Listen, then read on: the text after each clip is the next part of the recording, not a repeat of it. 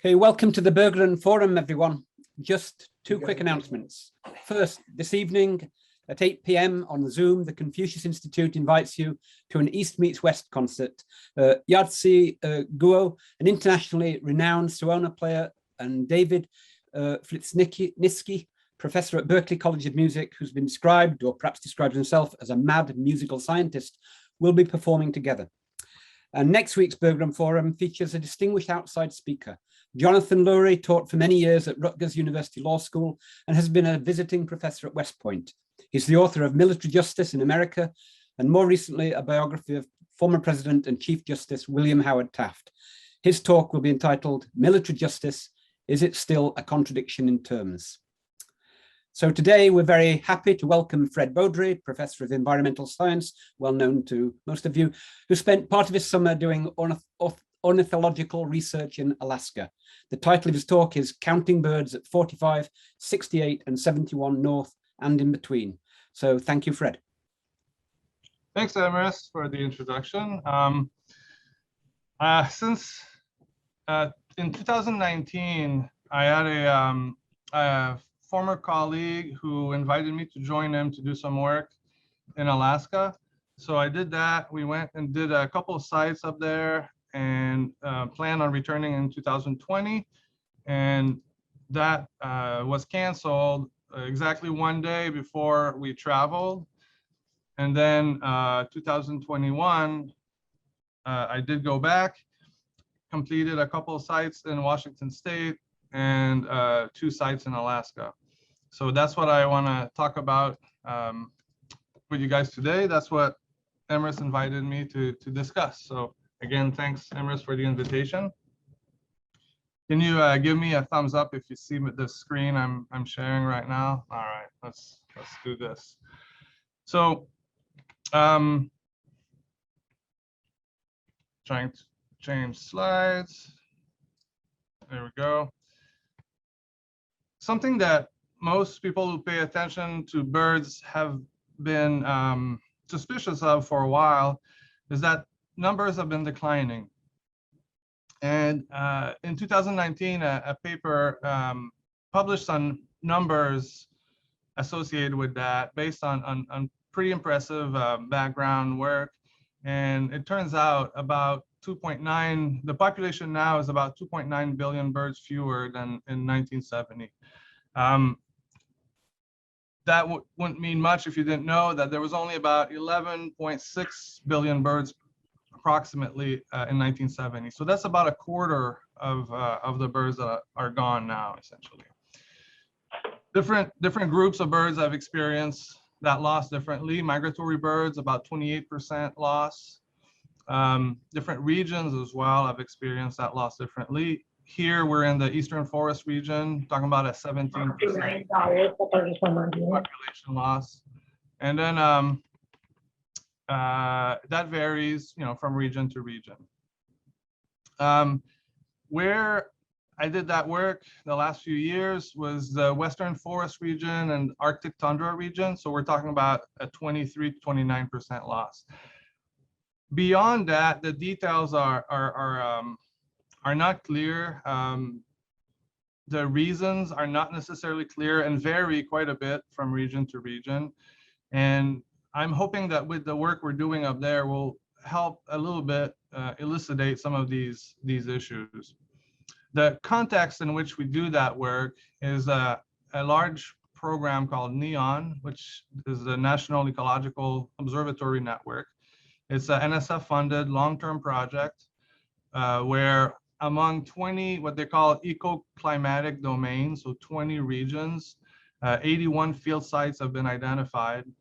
And NEON scientists go there periodically to collect all kinds of data on soils, water, biodiversity, all kinds of chemical fluxes going on, including, importantly, carbon fluxes. And birds are just a small part of that. And they have their own large group of scientists who do that data collection, but birds is the exception. For birds, they contract that out to folks who can recognize birds by ear, right? So that's how my friend Greg and I got the contract to do that. This is a distribution of neon sites across the US. So we were working in the Pacific Northwest region. So these sites here, and then in Alaska here and here. We'll see some more maps in a minute. So what does it mean to count birds? It's an established protocol that we follow using a method that's a fairly conventional method in ornithology, and it's called point counts. And as the name suggests, it's based on point locations. We had 207 points to go to using GPS. We walked to those points. You get to the point, you wait for about a minute for things to settle down, for birds to ignore or forget that you just arrived. And then you start a timer. Actually, right before that, you take some environmental data like temperature, relative humidity, wind speed, cloud cover, that kind of stuff. So that's the little red tool that you see there. After that, we start the timer. Here's our timer here. And we record everything that we hear or see over a 6-minute period. So we have to recognize songs and calls of birds. And we write it down on this data sheet. And when we're done, we just move on to the next point. So a data sheet looks like this. A lot of the background information is at the top here. Point ID, temperature, wind, and then I don't know. Can you see my laser pointer? That little thing I'm waving around? No? Okay. So just imagine I'm pointing at the middle of the page where it says taxon ID. In the first minute of our count, these are codes for species. So the first one is Lapland, longspur, snow bunting, glaucous gull, etc. So in the first minute, we had these 4 detections. I had these 4 detections, and then next to it, I write the distance in meters, how it was detected, etc. And then the second minute, spectral sandpiper, semi-palmated sandpiper, dunlin, all of these things get recorded that way. And we measure distances using a laser rangefinder, which is a little tool that golfers use to see how far they have to hit the ball, on those really nice sunny days when they could be doing something more interesting like birding. And then we have the data that consists in individual detection and distances from the observer. Why do we do that? So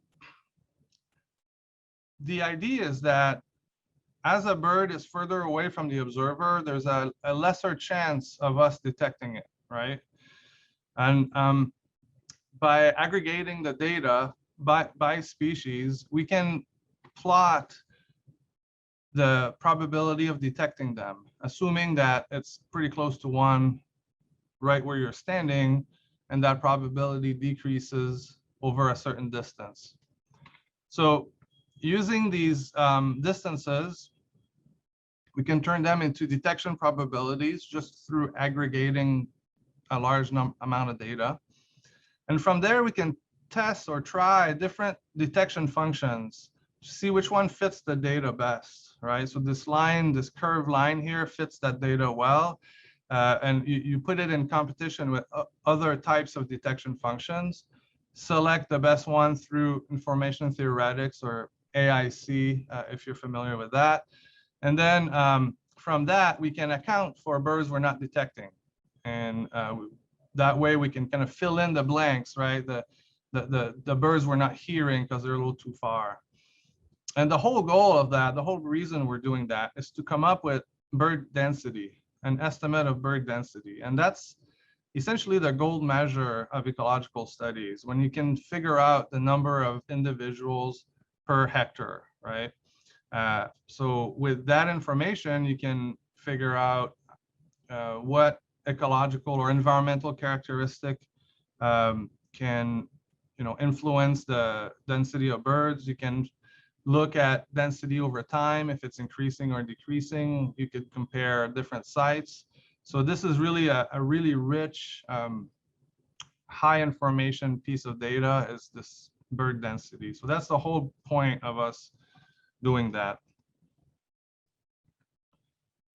So typically that would be the equipment that I would take for a day. So you've got data sheets, binoculars, GPS unit, two-way radio. Those of you familiar with GPS, this is a huge ancient one that we use at one site for a particular reason I'm not going to get into. Usually they're much smaller. Rain gear, cold weather gear, backup compass, first aid kit, food, coffee, water, and that's pretty much it. And then the baseball hat is a gift from Mark Zupan before I left, so that I could represent Alfred in Alaska.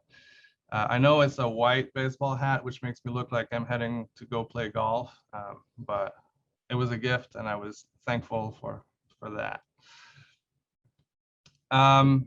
So 45 degrees north, where is that? It's a little higher in latitude than Alfred. So we're in southern Washington state. So the map should give you a bit of perspective. At the far left, you've got the Interstate 5. And then on the bottom left, you've got Portland, Oregon. And the Columbia River crosses the screen there. And the red pins are the different points that we needed to do. And most of those are located on either state land or national forests, so federal lands.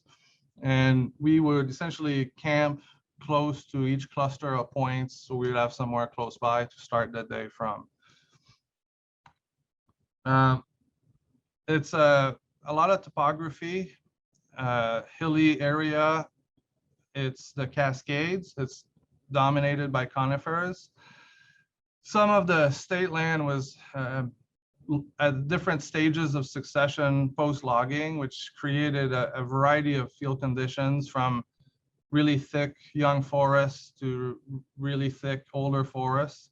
And it was really pretty when you were on the roads and you can have kind of a view. So it was a beautiful environment. Some sites were on the steeper end of things, and they were definitely chosen by somebody sitting at a computer somewhere with little understanding of how it looks like underground. This site in particular, we could access it through these logging roads, but then walking to these points was very, very difficult. Just going a few hundred meters took a long time. It was thick vegetation, very wet. It rained almost the whole time when we were there. This is one of the more open sites where I dared taking my camera out of the waterproof bag. A lot of down vegetation that made the going difficult. Some of it was just soaked. You're almost drinking water as you're walking. This picture I took as a reminder of one of the lowest points where it just was so difficult and miserable walking and thick. And I kind of had to laugh about it. And I was hoping I would remember how miserable it was so I wouldn't sign up to do that particular site again. But that memory is fading slowly, and I remember mostly how pretty it was, unfortunately. Some of the places were really old growth, open underneath, less vegetation underneath, easier to walk, and just gigantic trees. Pretty spectacular. Of all the bird detections we had there, I would estimate that about 95% were done by ear. So we would hear them, but very rarely see them. The canopy was so high, vegetation was so thick. I barely used my binoculars in there. It was just so thick. This picture here is a bit more open than typical. I actually took very few photos out there just because it was so wet. We came out of there uninjured, so that was good, and dried out over the next couple of weeks, and moved on to Alaska. So Alaska is a really big state. Our work was concentrated in the northern part of Alaska. So you might see kind of a light colored arc at the top. That's the Brooks Range. And north of the Brooks Range is a region called the North Slope. So that was our next destination. And on the North Slope, there were two sites we visited, Tulik and Udkauvik, which is at the very northern point there. But before getting there, we were quarantined in Fairbanks for 14 days. This was a mandatory quarantine for anyone going to the field station on the North Slope where we were heading. So everybody going there had to quarantine. This was the Airbnb we were able to find. It was more comfortable than camping, and it was a long 14 days with not much to do. That's when I worked on my division's assessment report. Perhaps because of working on my division's assessment report, we needed a little bit of entertainment, and thanks to the internet and Venmo and all of that, we were able to have some delivery done, hands-off delivery, no contact delivery in the driveway to help us survive these 14 days. That and yoga, surprisingly. For the first time in my life, I tried yoga. At that point, we're ready to get out of Fairbanks, and the way to get up to the North Slope for us was driving. So we, both in 2019 and this last summer, we drove up using the Dalton Highway, which is a very, very remote dirt road that was built to bring materials up to the oil fields in Prudhoe Bay. Prudhoe Bay, Dead Horse are the same place, really, and that's where all the large Alaska oil fields are.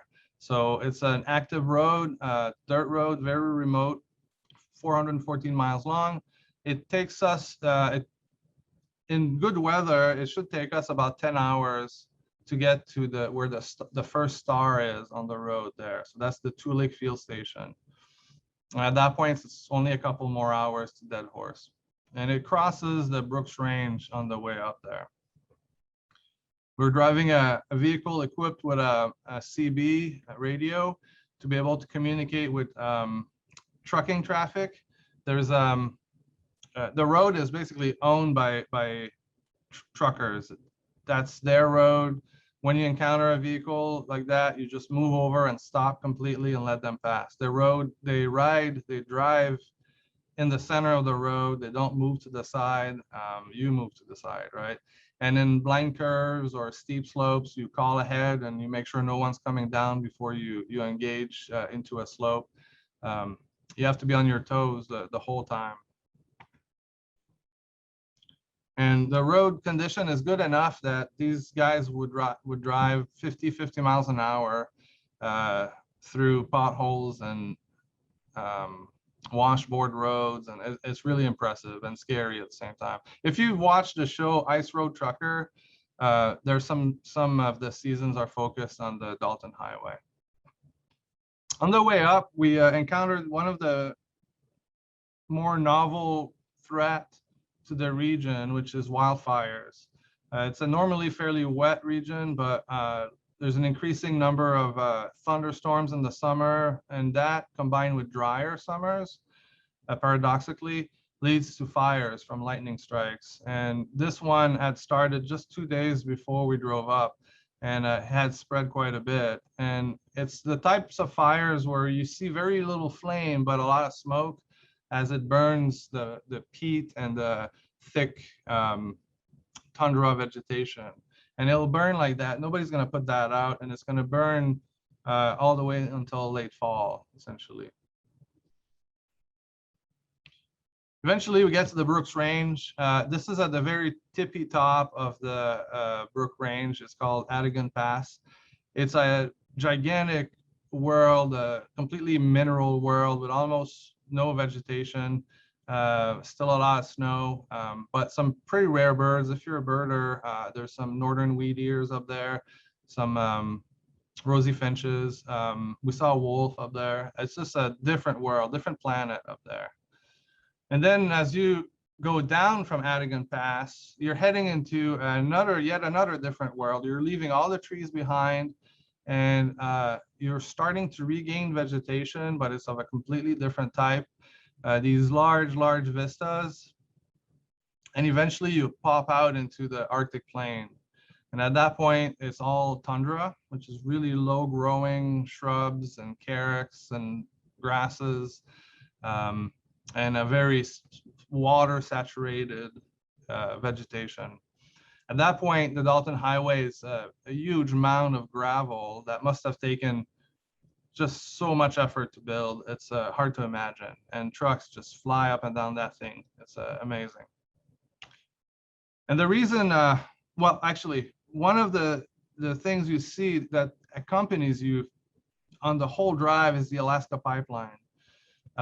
That's the pipeline that carries oil from Prudhoe Bay all the way to Valdez, Alaska. So that's 800 miles long, and it's a 4-foot diameter pipe. And oil slowly travels down. There's a number, I think 6 pump stations that help move it along. And almost all of it is above ground on these supports like this, 78,000 vertical supports like that. And the pipeline just kind of floats on top of the cross members there. It's not attached to it. It's on a Teflon plate, and it just slides around with earthquakes and frost heaves and all of that. It's pretty impressive technology. It's the Alaska pipeline's long been a very important economic motor for Alaska, but it's getting to be less so. The amount of crude oil that transits through the pipeline has been decreasing quite a bit. With a peak near 2,000,000 barrels a day, it's down under 500,000, and it's forecasted to continue decreasing. Which is problematic because there comes a point when if there's not enough oil flowing through it, mechanically it just can't happen, and it's not going to be able to move that oil. There's a lot of talk about drilling up in the Arctic, but there's actually not that much interest by oil companies at the moment for that kind of effort, for that kind of cost, and for that kind of liability. Ravens love the pipeline for nesting platforms. So you see quite a bit of those. These are 2 young birds, just a month old maybe, who were watching me with a very careful eye there. Eventually you get to the driveway to Tulik Field Station. So that was our first destination. It's a research station that's managed by the University of Alaska Fairbanks.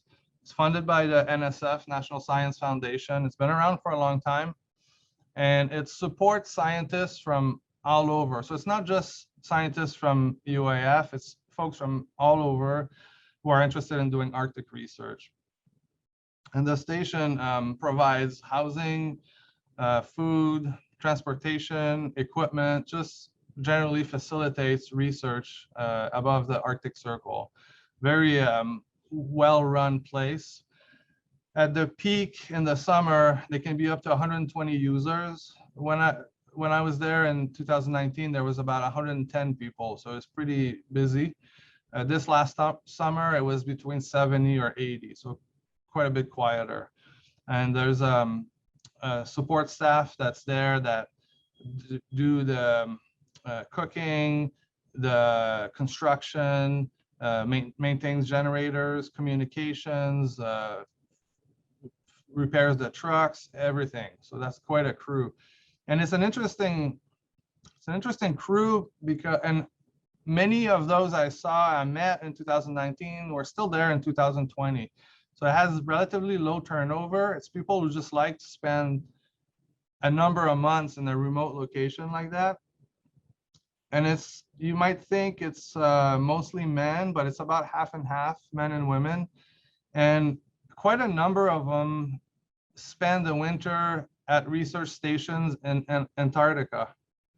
And they basically do this year round in really remote places. And they have some time off in the spring and fall where they visit friends and family, but quite the subculture out there.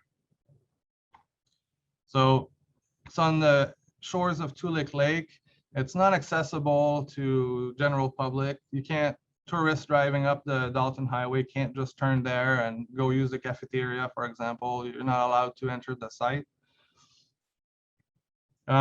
Most of the scientists stay in these tent-like structures that are called weather ports.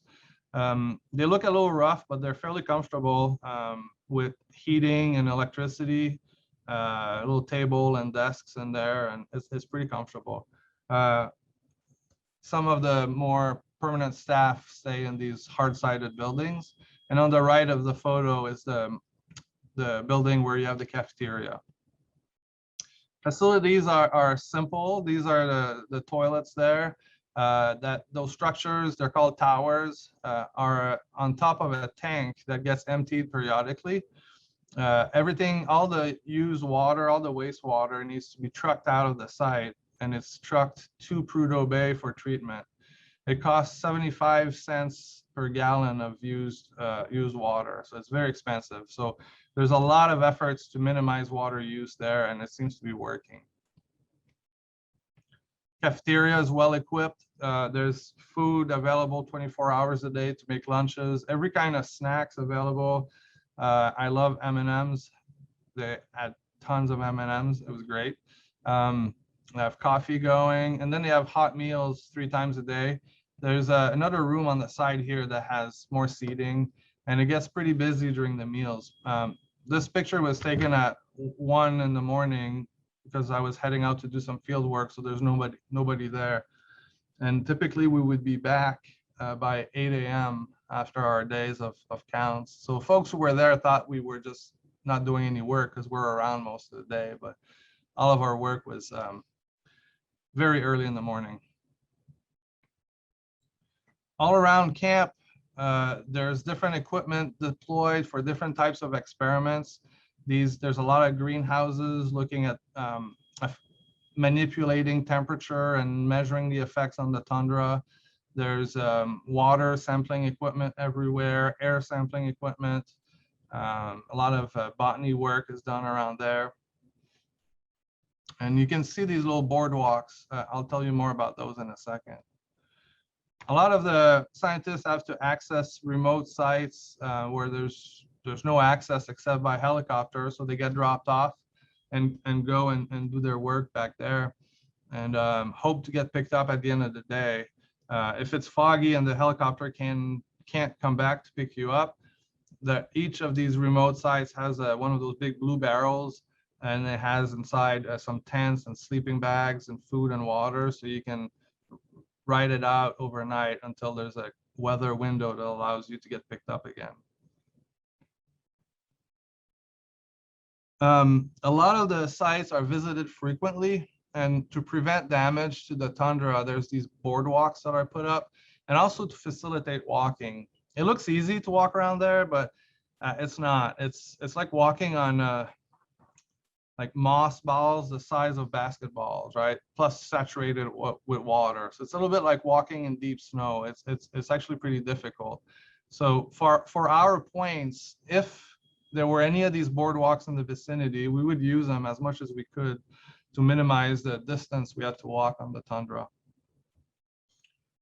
Some of them were in poorer conditions than others. These ankle twisters were still better than walking on the tundra.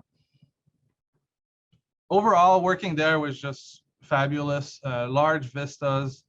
Tundra just reflects the light in a really beautiful way. It was sunny 24 hours a day. We were there in June, so there's no sunset, no sunrise.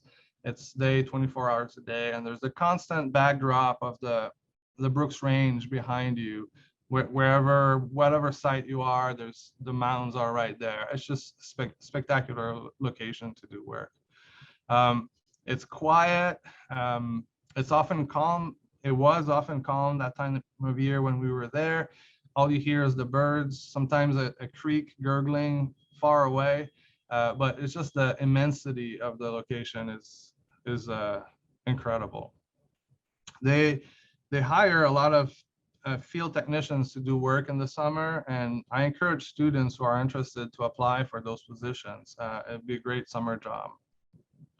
A lot of birds, a lot of bird life. This was the more common songbird we had there, Lapland longspur.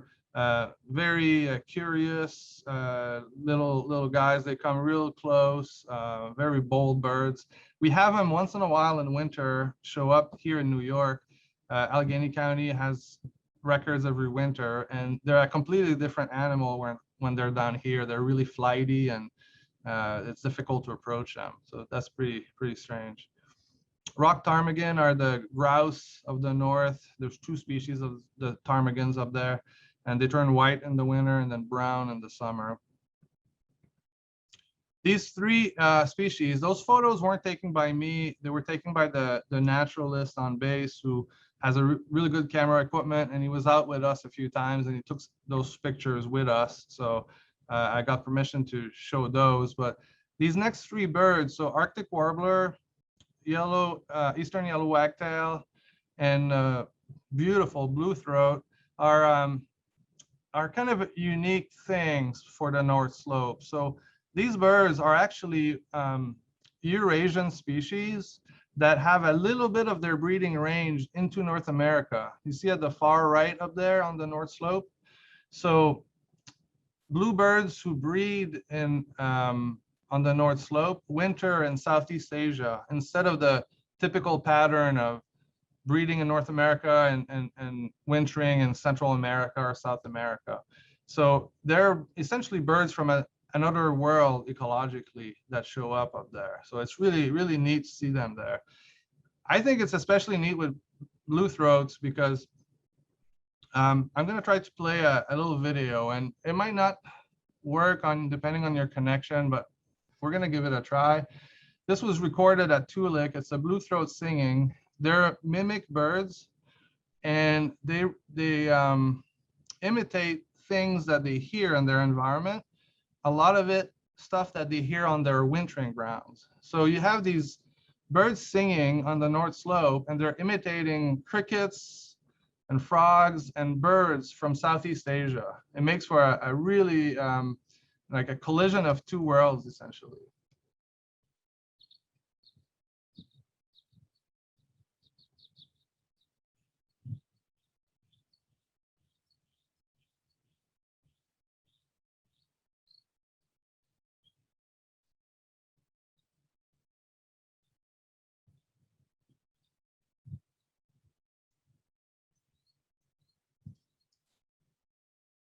So you're sitting here in the Arctic, and you're hearing sounds from the jungles of Indonesia. It's pretty incredible.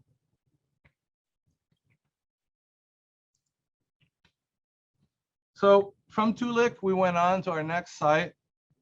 In 2019, we drove up to Prudhoe Bay on the coast and flew to Utqagvik, but those flights no longer exist. So we drove all the way back down to Fairbanks, then flew from Fairbanks to Anchorage, flew up to Utqagvik, couldn't land because of the fog, flew to Prudhoe Bay, waited the fog out, and never left, flew back to Anchorage, spent the night there, and tried again the next day to eventually make it there.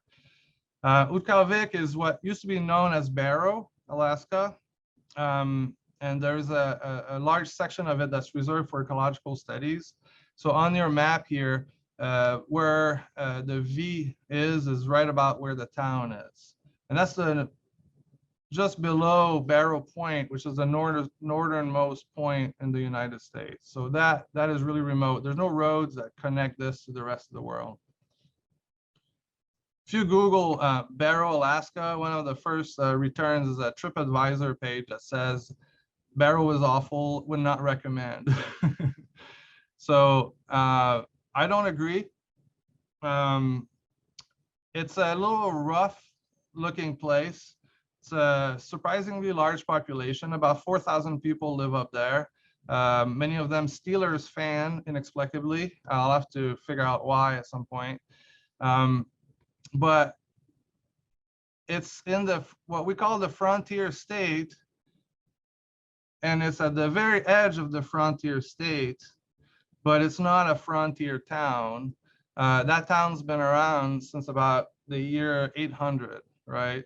So it's one of the longest occupied town in the country. It's a coastal. The Arctic Ocean is always right there in the background near you. It's got an airport, quite well served by flights, grocery store. They get the fresh water from snowmelt, and they have these big fence systems located throughout the area right around the town. And in the winter, the winds pile up the snow against the fences, and that melts all summer long and fills ponds that are used for fresh water. Barrow is really, or Utqagvik as it's known now, is really affected strongly by climate change. There's less ice that protects the coast there. So storms batter the shores a lot more. Water levels rising, of course. So in the distance, you can see white stuff on the shores. That's not snow. Those are big bags of sand that are filled to protect the shores from erosion there. And erosion every year takes away a house or two or more as the waves eat away at the town. They've had to move cemeteries over time inland because the water was getting at those. This is one of those newer cemeteries that you can see around town. Most of the 90+% of the people there are Inupiat people. That's Inuit folks who live on the northern coast in Alaska. I don't know if you saw on the little comment from the Google review, it said people are unfriendly. That's not my experience at all. I had really good experiences with folks there. I had wonderful conversations with people. We had housing in some scientist building where we're put up when we go there. But eventually we preferred the local hotel, which is a lot more comfortable and just about the same price. Most of the employees everywhere are Inupiat. That's their first language as well, but they speak English. Many have had experiences in the South, and they like to relate those with our experiences. It's pretty fun to chat with those folks. Their lifestyle is centered around whaling. It's a source of food for them. It's a source of their culture. It's indistinguishable from how they perceive themselves. They're whaling people, and that's that.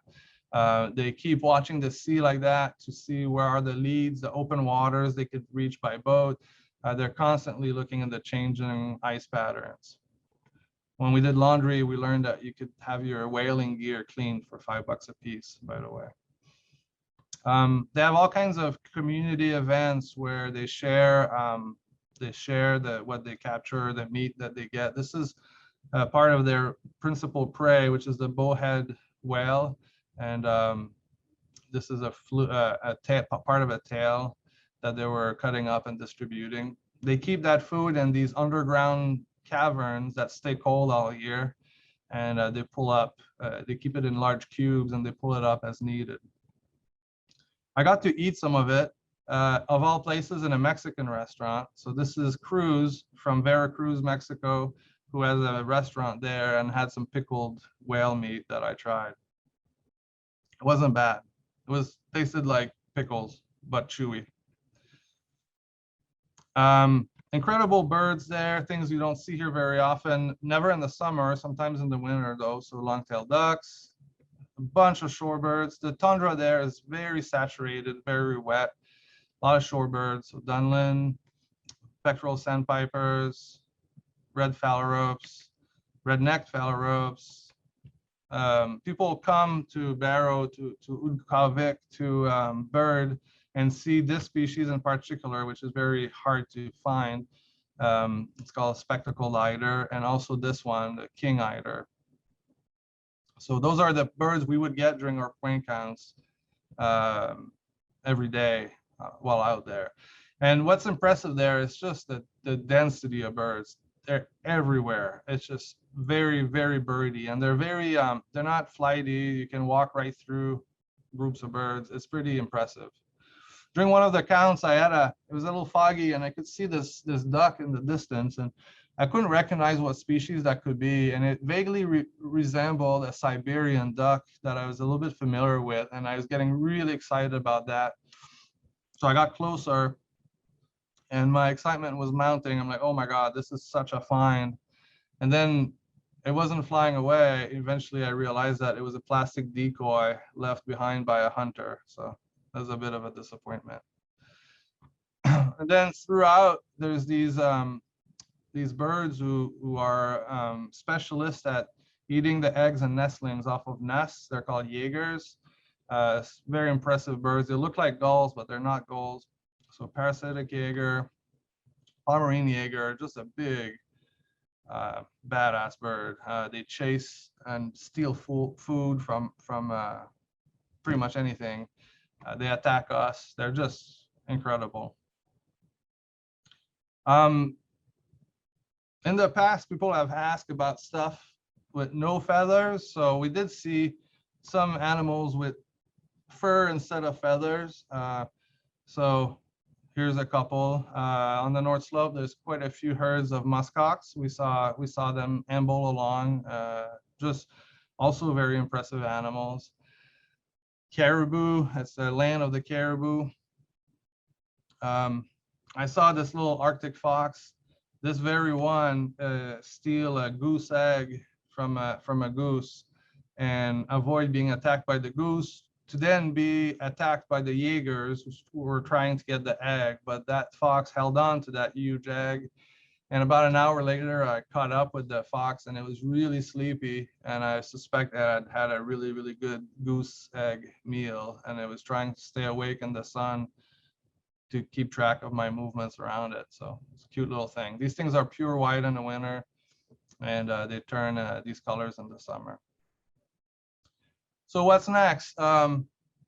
Field season 2022 is coming up. We need to prepare for that fairly early. Usually we start planning in January. And then NEON is open data. I have a lot of data available to play with. So this fall and winter, the idea is to come up with some designs of ways I could analyze the data from up there. So I think I have a few minutes for questions. So if anyone has anything, go ahead.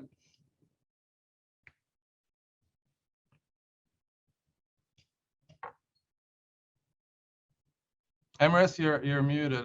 We can't hear you. Thanks. That was fantastic. And people can unmute themselves now if Maria's clicked that button. Doug Clark is not sure. I think he's just making a funny remark.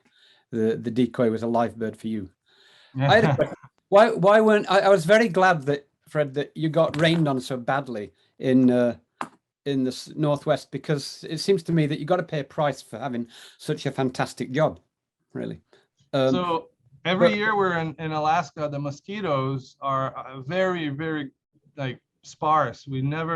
It's one of the worst places for mosquitoes, and it's not my experience because of the time of the year we're there. We're right before mosquitoes emerge. And Nicole always tells me, she's like, well, I hope you don't have mosquitoes,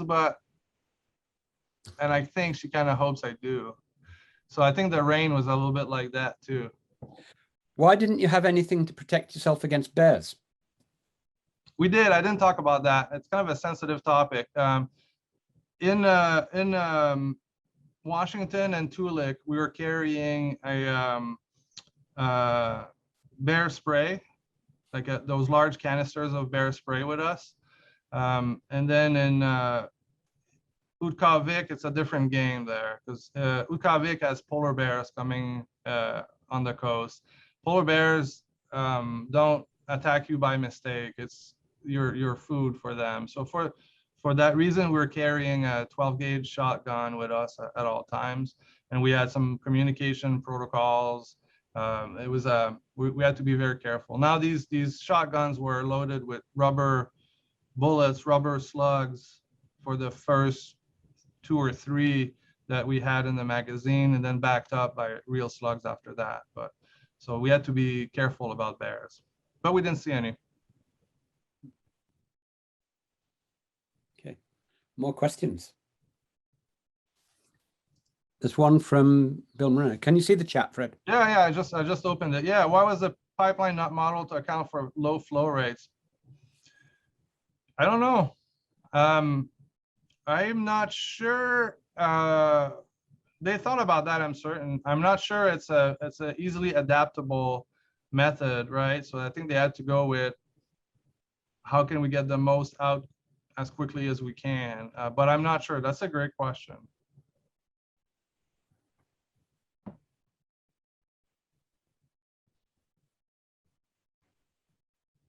As you know, every Alaskan gets a check every year, which is comes from royalties from oil sales. So volume of oil transiting through the pipeline is water cooler talk there, right? Because it means a check of a different size when you get at the end of the year. So very, very, and there's a lot of political implications as well. And it's a very common topic of conversation up there. Any experience that scared you and made you contemplate not doing this anymore? The Alaska work, no, not at all. The Washington work, I feel like it was a very risky in terms of injury because of the terrain. And I feel like if I had been 20 years younger, I would have gotten hurt. I would have gone faster, and I would have gotten hurt. I kept telling myself, slow down the whole time I was doing work there. And it wasn't so much like conditioning that was needed, but balance and being very, very careful. Otherwise you break a leg. There was like tibia snappers all over, and you were sliding all the time, falling all the time. So it was the most difficult field work I've ever done, and I'm not going back there. I'm not risking that again. Alaska comparatively felt a lot safer. There's more questions in the chat, Fred. Hey, Genevieve is a fellow classmate from my undergrad days. Nice to see that. Do you think that climate change is actually beneficial for the bird populations in Alaska? You know, it depends on the species. There are winners and losers, but normally generalists are favored and specialists are not. And Alaska has a lot of these specialist birds, and they're not helped by climate change. But there are a few dozen species there that are winners just by their nature being generalists and able to take advantage of changing conditions. So it's not a simple yes or no, but it's a good question. I know that at 1 o'clock, I mean, some people have to leave for classes at 1 o'clock.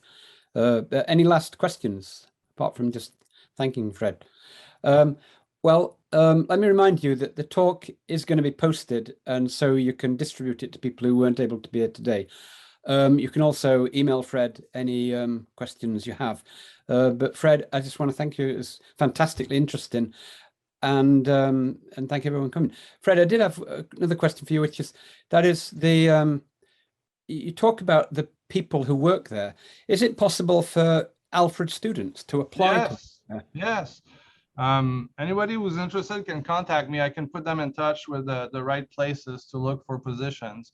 But not just Alaska, all of those neon sites need technicians in the summer, and you can go to some pretty incredible places all over the US. So I definitely encourage folks to search for Neon Ecological, and they'll find the website and look for open positions.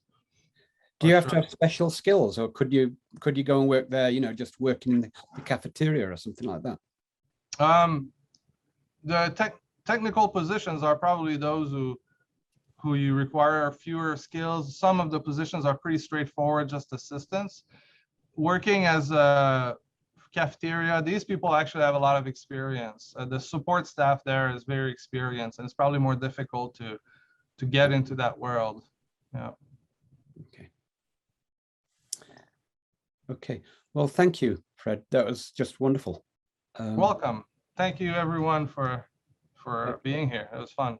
Yeah. So I'll end the talk now, but remember, it will be posted online.